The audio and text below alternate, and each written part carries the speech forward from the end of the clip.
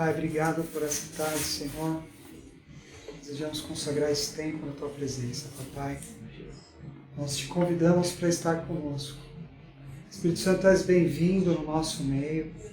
Desejamos a Tua presença aqui. Nos ajuda a encontrar um lugar onde a gente consiga descansar, ouvi-lo, desfrutar da Sua presença, Pai. Nós consagramos esse tempo, dedicamos esse tempo a Você, Pai. Nós te amamos e te desejamos mais que tudo, Senhor. Há um sentido para nós estar aqui, esse sentido é Você, Pai. É encontrar com Você, Senhor. Obrigado, Senhor. Obrigado pelo Teu cuidado, Pai. Obrigado porque o Senhor nos encontrou, o Seu amor nos encontrou. Como em Cantares 1:7, nós também queremos saber onde o Senhor está, o que o Senhor está fazendo, Senhor. Porque é nesse lugar que a gente quer estar. É isso que buscamos, Senhor. É isso que queremos encontrar na Tua presença, Papai. Te amamos, Senhor. Aceita, Pai, a nossa adoração. Nos ajuda, Pai, a entrar na Tua presença, Senhor. Amém, Pai.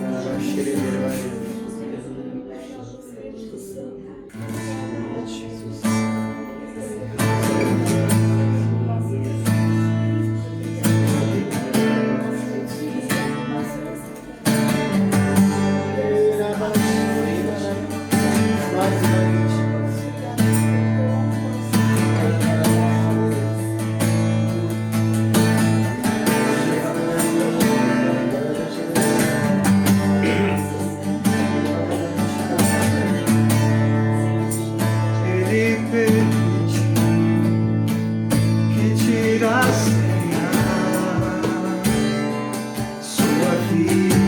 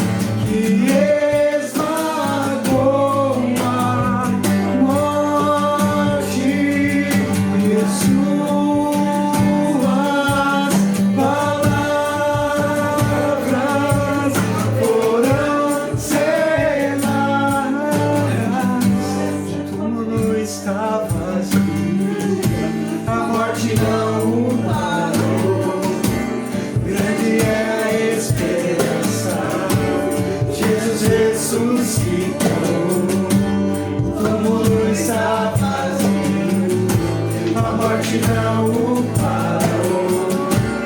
Grande é a esperança, Jesus ressuscitou. Tudo está vazio, a morte não o parou. Grande é a esperança, Jesus ressuscitou. Tudo está vazio, a morte não o parou. Grande é a esperança, Jesus ressuscitou.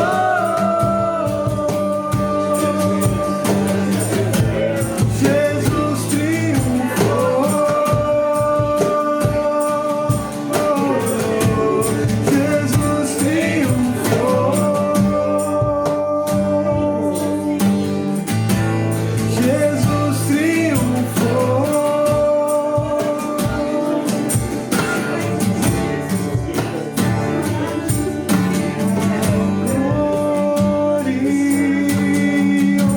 Glorioso o dia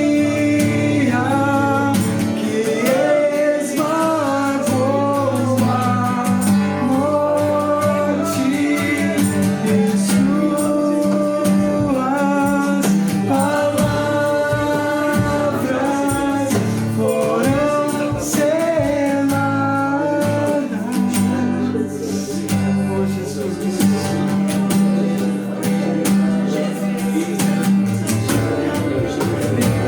pelo teu amor, obrigado pelo teu amor.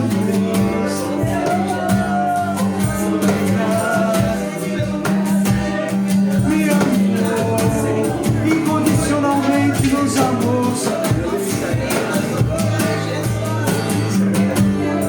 Não levou em conta os nossos pecados e decidiu entregar-se por nós. Te amamos, Jesus. Te amamos, Senhor. Te amamos, Senhor. Nós te amamos.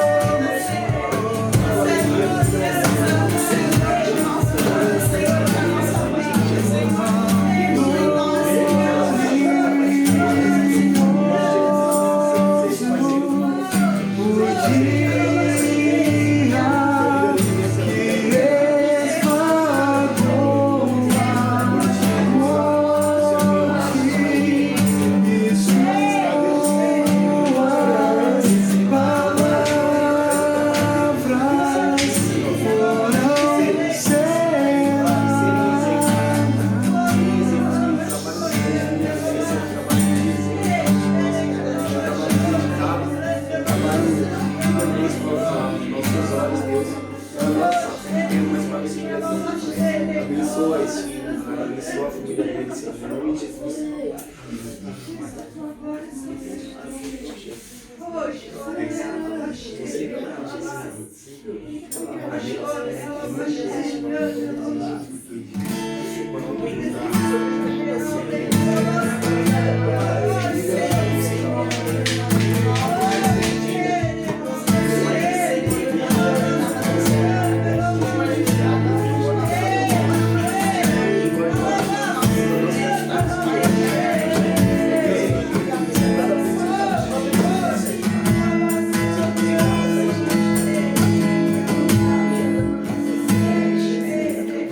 Eu louvo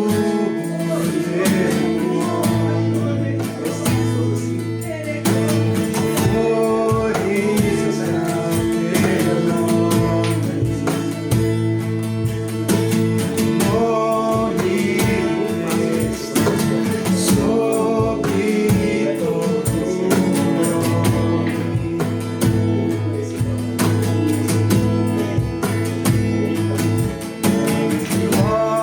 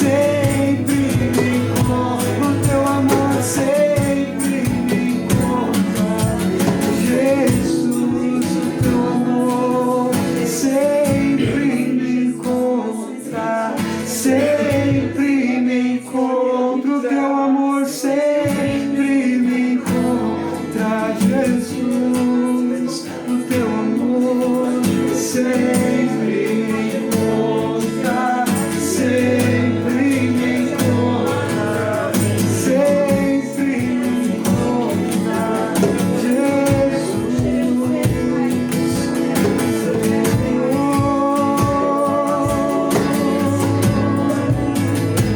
Eu amo ser encontrado pelo teu amor, Jesus.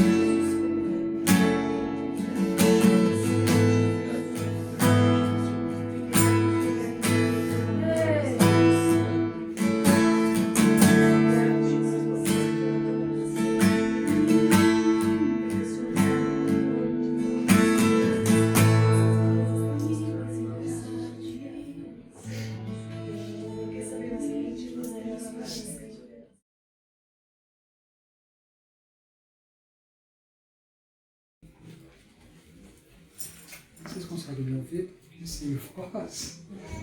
Vou cantar um pouquinho mais alto. Você pode abrir comigo em João, capítulo 1. Quero meditar com vocês do versículo 1 até o versículo 18. A expectativa do meu coração é que o apóstolo João, ele inspire algo no nosso coração. E que aquilo que ele viveu com Jesus, aquilo que o apóstolo João é aquele que, João 13, debruçava no peito de Jesus para poder sentir ali as batidas do coração dele, para poder expressar o quanto ele admirava Jesus. E ele, muitas vezes chamado como discípulo amado, e às vezes ele mesmo trata de si como discípulo amado no Evangelho. Eu queria trazer esse sentimento dele para nós. A gente pode trazer esse sentimento para várias esferas. Se a gente se olhar agora, a gente vai enxergar uma comunidade profética, uma família, né? E a gente entende que tudo que a gente faz debaixo de uma linguagem, debaixo de algo que a gente acredita juntos, né? De uma fé que Ele gerou em nós, e por nos amar, e por amá-lo a gente retribui esse amor a Ele, e a gente identificou esse amor um no outro, e isso que nos faz estar juntos aqui. Eu queria trazer esse sentimento. Há pouco tempo eu tiraram uma foto, eu orando pelo meu filho mais velho, no aniversário dele, uns aniversários atrás. E ele, depois eu olhei para essa foto, ele estava encostado no meu peito, como se rendendo para a oração. Então, quando eu lembro do apóstolo João, me vem essa imagem na cabeça de alguém. Às vezes não sei qual imagem que vem para você quando fala de um homem que recosta a sua cabeça sobre o peito de um outro homem. E quando eu vi aquela imagem, eu entendi um pouquinho do que João sentia, e talvez do que Jesus sentia.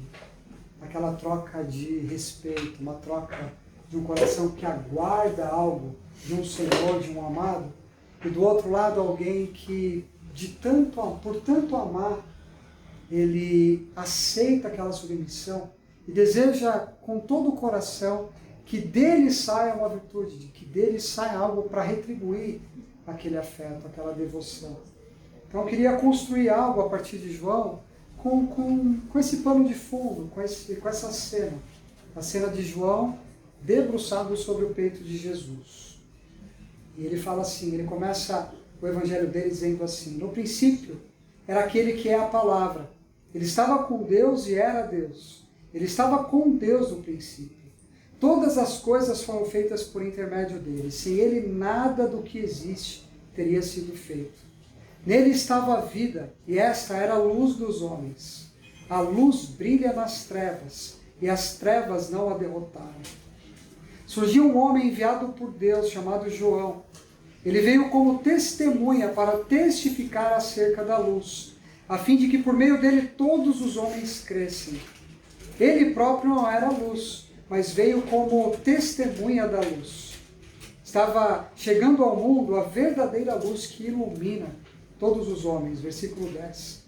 Aquele que é a palavra estava no mundo, e o mundo foi feito por intermédio dele, mas o mundo não o reconheceu. Veio para o que era seu, mas os seus não receberam. Contudo, aos que o receberam, aos que creram em seu nome, deu-lhes o direito de se tornarem filhos de Deus, os quais não nasceram por descendência natural, nem pela vontade da carne, nem pela vontade de algum homem, mas nasceram de Deus. Aquele que é a palavra tornou-se carne e viveu entre nós. Vimos a sua glória, a glória do unigênito vindo do Pai, cheio de graça e de verdade. João dá testemunho dele, ele exclama: ele é aquele que vem, aquele que eu falei, aquele que vem depois de mim é superior a mim, porque já existia antes de mim. Todos recebemos da sua plenitude, graça sobre graça. pois a lei foi dada por intermédio de Moisés. A graça e a verdade vieram por intermédio de Jesus Cristo. Ninguém jamais viu a Deus, mas o Deus unigênito, que está junto do Pai, o tornou conhecido. Um texto que ele é uma síntese, né? Ele é uma lente para a leitura do Evangelho de João. Eu, por muitos anos, quando conversava com alguém que era novo na fé, ou que estava nascendo na família de Jesus, era o primeiro livro que eu indicava a leitura. Olha, começa pelo Evangelho de João, né, com a expectativa de que esse sentimento de João, ele preenchesse aquilo que a gente sabe, né, que a gente sente quando está com Jesus. Eu não vou colocar no passado como a gente sentiu quando conhecemos Jesus, porque tenho certeza que é algo que a gente não se esquece, que pega a gente e a gente não tem como sair mais disso. Pelo contrário, a gente vai se aperfeiçoando nesse relacionamento, procurando entendê-lo melhor, garimpando mesmo esse amor, porque a gente se percebe dependente, né, do amor dele. Mas aqui o apóstolo João, diferente dos outros evangelistas, ele expressa uma visão da eternidade para falar sobre Jesus. Ele inicia a apresentação dele de Jesus a partir de alguém já idoso, alguém que é visto como esse que é muito próximo de Jesus, muito apaixonado por Jesus. Então a gente somando essa experiência de vida, né, somando essas experiências dele com Jesus, a gente entende um coração que traz uma perspectiva diferente. Você começa lendo Mateus, Marcos, Lucas. Quando a gente chega em João, ele fala, no início, aquele que era a palavra, ele estava com Deus e era Deus. E quando a gente fala no início, eu não sei para onde você foi agora, mas para a maioria de nós, no início, a gente já vai lá para Gênesis 1.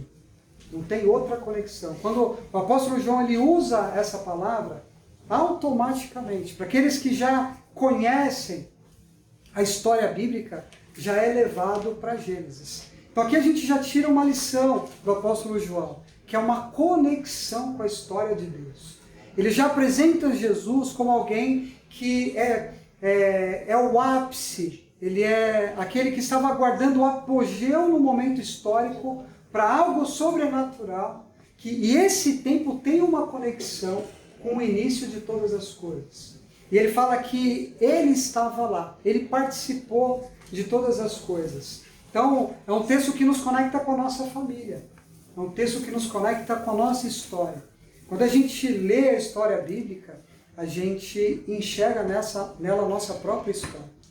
Quem somos está em Jesus. E ele participa desse processo desde o início de todas as coisas. A história de Deus, a história do mundo, o apóstolo João, ele apresenta Jesus como o Senhor da história do mundo. Engraçado que ele faz isso no momento onde os judeus eles esperam alguém que vai restaurar um governo, restaurar uma parte política, colocá-los como protagonistas, em meio aos romanos, ainda ali submissos aos romanos, mas com aquela expectativa de que ainda assim, né, esse rei viria para trazer um lugar de protagonismo para eles. Ele confronta, ele fala no versículo 4, nele estava a vida e essa vida era a luz dos homens. A luz brilha nas trevas e as trevas não a derrotam. Ele traz aqui um confronto, aquilo que a gente chega no helenismo, que é o lance da luta do bem contra o mal. E é engraçado porque o habitar num corpo natural, um corpo humano, né, para alguns era algo pejorativo, era algo negativo. Mas o apóstolo João ele apresenta Jesus como um Deus que decide entrar na história, fazer uma conexão a partir da carne humana. É diferente dos deuses desse mesmo cenário que também eram entendidos na cultura como aqueles que se transformavam em humanos. Eventualmente se transformavam em humanos. Mas aí entra alguém que se esvazia, como Filipenses 2 fala, deixa a sua glória. E ele nasce de uma mulher. Ele nasce homem. Decide nascer homem. Então ele apresenta essa face de Jesus, essa lente sobre Jesus. Ele fala, aquele que a palavra estava no mundo, e o mundo foi feito por intermédio dele, mas o mundo não o reconheceu. Veio para os que era seu, mas os seus não o receberam. Contudo, aos que o receberam e creram no seu nome, deu-lhes o direito de se tornarem seus filhos. Aqui eu queria que a gente conectasse o que o apóstolo João está dizendo sobre a restauração do sonho de Deus. A restauração do Éden. No Éden nasce a criação de Deus. E o homem, ele que palavra que eu posso usar? É o ponto culminante da criação. O homem, ele é a imagem de Deus naquele jardim. Nesse ponto da história, Deus se faz homem. Nesse ponto culminante da história, é Deus quem decide se fazer homem para nos conectar a essa história, para trazer de volta aquela quebra. Quando o João ele faz essa conexão com Gênesis, algumas coisas a gente já precisa articular. A gente precisa lembrar da queda, a gente precisa lembrar da ruptura. Por que eu comecei falando sobre a gente olhar para o lado e se entender como unidade profética? Porque o apóstolo João está trazendo uma chave aqui de entendimento. Quando eu entro nesse ambiente de profecia, quando alguém se depara no ambiente profético, é nessa história que ele está sendo conectado. A intenção de Jesus é essa restauração, é essa regeneração. É que a partir desse dia, Gênesis seja restaurado. E ele faz um convite. Ele convida todos aqueles que vivem naquele momento a entrar nesse mundo novo. A partir desse esvaziamento de um Deus que nasce de uma mulher. E não sei se você consegue fazer ir comigo nesse lugar, nessa linguagem. Eu preciso ter em mente que essa pessoa que vai receber uma profecia, que essa pessoa que vai receber a cura, que vai receber uma oração, que eu vou falar de Jesus para ela, eu preciso entender o que o apóstolo João está dizendo aqui. Jesus está inserindo essa pessoa na família dele. Então, é para resolver os conflitos dessa interação. É para trazer essa pessoa para esse nível de relacionamento com Jesus histórico, com o Filho de Deus. É para trazer a pessoa essa conexão com essa família. O Jesus aqui, ele significa aquele que veio resolver a ruptura do Éden. Ele vem para resolver. Isso fica mais claro quando ele fala sobre a lei. Ele fala, quer ver, no versículo 16, todos recebemos da sua plenitude, graça sobre graça. Versículo 17, pois toda a lei foi dada por intermédio de Moisés, e a graça e a verdade vieram por intermédio de Jesus Cristo. Ele está dizendo que toda a história aponta para um momento. A lei é uma atitude de graça de Deus para inserir o homem no relacionamento com Deus. Por isso existia o templo, por isso existiam os sacerdotes, os sacrifícios, para que as pessoas entendessem a ruptura que aconteceu no Éden e tivesse uma graça de Deus para ser inserido nessa família e ter esse relacionamento com Ele. Apontava para Jesus. Então, de certa forma, posso dizer que no alto dessa mensagem, a gente ouve Jesus dizendo, por isso que Jesus cumpriu a lei. Eu cumpro a lei. Por quê? Porque tudo o que aconteceu até hoje apontava para mim. Graça sobre graça. É um descortinar da vida de Deus dentro de algo que já estava ativo. A lei levava as pessoas a Deus. Ela não tinha o poder de solucionar a questão do pecado. Ela não resolvia a questão do pecado. O sacerdote tinha que anualmente sacrificar um animal e pedir perdão por aqueles pecados, atrair de Deus perdão por aqueles pecados. Mas ela mostrava para as pessoas a ruptura e apontava ao Messias, apontava o ungido, apontava uma família, apontava uma história, apontava esse momento que João traz para a gente. Eu insiro vocês na história de Deus.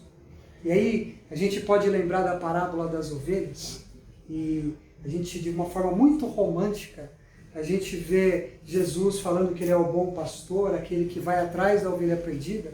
E de uma forma romântica a gente entende que realmente o pastor ele abandona as 99 ovelhas para ir atrás daquela ovelha perdida. Mas aqui é um fundo histórico onde ele está dizendo, olha, essas 99 ovelhas são aqueles que não me receberam. Eu vim para os que eram meus, mas eles não entenderam, eles não receberam. Então agora, a gente entendendo a história aqui, João Batista, aqui a gente está lidando com o evangelista João, com o apóstolo João, mas o apóstolo João ele fala sobre João Batista, o primo de Jesus, do Jesus histórico. João Batista ele apontava esse caminho, ele apontava esse Messias, ele é aquele de Isaías 40, preparai o caminho para o Senhor, ele é a voz que preparava esse ambiente para que o homem entre no coração de Deus. João Batista ele sinalizava isso, mas ele não estava dentro da sinagoga, ele estava no deserto. Por quê? Porque dentro da sinagoga tinha sacerdotes romanos. E para ser um sacerdote autêntico, tinha que ser um descendente direto da tribo de Levi. Tinha que ser descendente de Arão. E João Batista, ele era esse cara, e ele estava no deserto. Então a parábola da ovelha está dizendo, olha, a minha voz está no deserto. O meu sacerdote está no deserto. Essa ovelha perdida é todo aqueles que me receberam, aqueles que entenderam a mensagem, receberam o poder de serem feitos filhos de Deus. A mensagem é para todos, mas ser filho é para aqueles que recebem o direito de ser filho. E o apóstolo João tinha todo esse cenário, todas essas informações em mente. Então, a gente pode trabalhar essas questões, esses valores, para se mover individualmente. Isso precisa nos inserir num lugar. Jesus ele é muito mais que uma religião. O apóstolo João ele traz esse sentimento de que ele é muito mais do que uma religião. A religião é uma forma, é quando Jesus é apresentado para a gente. Quando a gente conhece Jesus, a gente conhece uma religião. Mas quando a gente se aproxima de Jesus, quando a gente se relaciona com Jesus, a gente dá início àquilo que a gente chama de vida cristã, de espiritualidade. É se relacionar com Ele, é entender quem a gente é entender qual é a nossa história, qual é o nosso destino em Deus. O apóstolo João ele traz essa informação, ele traz esse sentimento. Todo o evangelho de João precisa ser lido a partir dessa lente. E no versículo 18 ele traz um sentimento, ninguém jamais viu a Deus, mas o Deus unigênito que está junto do Pai o tornou conhecido. Então essa interação de João com o Messias, com Jesus, essa linguagem é que nos mostra quem Deus é. Um pai que ama os seus filhos, que ama a sua criação. Por isso a conexão com Gênesis. Às vezes a gente escuta algumas pessoas que não amam a cidade que elas estão, não amam um determinado lugar. E é um texto que traz um confronto para isso. Porque Jesus ele chora por esses lugares. E o apóstolo João ele traz essa informação sobre esses lugares, onde o Senhor quer encontrar essas pessoas e abrir essa possibilidade. Então, a palavra profética vai fazer essa união. A cura, o evangelismo, o discipulado, tudo que a gente tiver como ferramenta para crescer em Deus, ou para ajudar com que os nossos irmãos cresçam, amadureçam na presença dele, tem sentido com essa história, tem sentido com isso que o apóstolo João tem no coração dele. E essa é a imagem de um pai que se faz conhecido, graça sobre graça. Vocês receberam da sua plenitude, vocês receberam o conhecimento, vocês receberam a paternidade. Contudo, aos que o receberam, têm o direito de se tornar filhos de Deus. Filhos e filhas de Deus, a imagem dele. Amém? Amém. Amém. Obrigado por nos inserir na sua história, Senhor. Obrigado, Senhor.